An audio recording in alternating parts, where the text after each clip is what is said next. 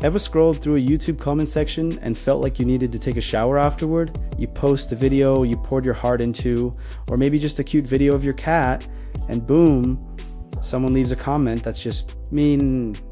Why do people do this? Why does the internet, and YouTube in particular, seem to be a breeding ground for negativity? Well, let's dive into the fascinating and sometimes frustrating psychology behind rude comments. First up, we have something called the online disinhibition effect. It's a fancy term, but the idea is simple. When you're online, you're not face to face with anyone. You're anonymous, or at least you feel like you are. This anonymity creates a psychological distance. You don't see the other person's reaction.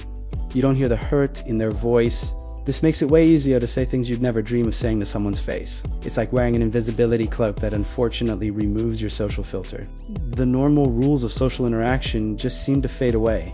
Next, there's the concept of this happens when people feel like part of a large anonymous group. In a comment section, you're not just one person talking to another. You're one of 1,000 voices. This can make you feel less accountable for your own actions. If everyone else is being negative, it's easy to jump on the bandwagon. You lose your sense of individual identity and responsibility, and instead, you just become part of the angry mob. It's the digital version of mob mentality. Another huge factor is something psychologists call negative cognitive bias. Our brains are actually wired to pay more attention to negative things than positive ones. It's an old survival instinct. You had to be hyper-aware of threats to stay alive. On the internet, this means a negative comment can feel 10 times more powerful than a positive one. For the commenter, leaving a negative remark gets a stronger reaction. They know it will stand out and get attention, even if it's negative attention. For some, any attention is better than none.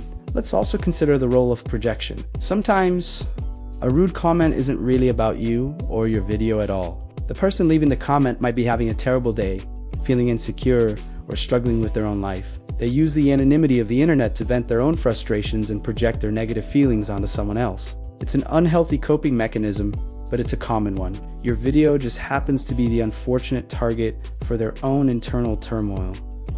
It's like a digital punching bag. And finally, there's the simple fact that some people just enjoy trolling. For a small group of individuals, causing chaos and getting an emotional rise out of others is a form of entertainment. They thrive on the drama and disruption they create. They're not looking for a discussion.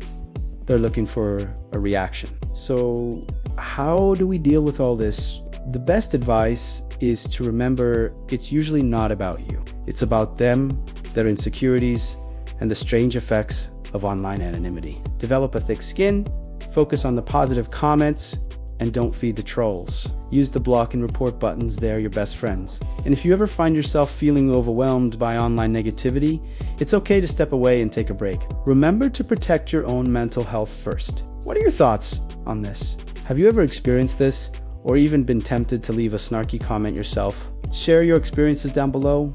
Let's have a constructive conversation. Thanks for watching, and if you found this interesting, don't forget to like and subscribe for more content. See you next time.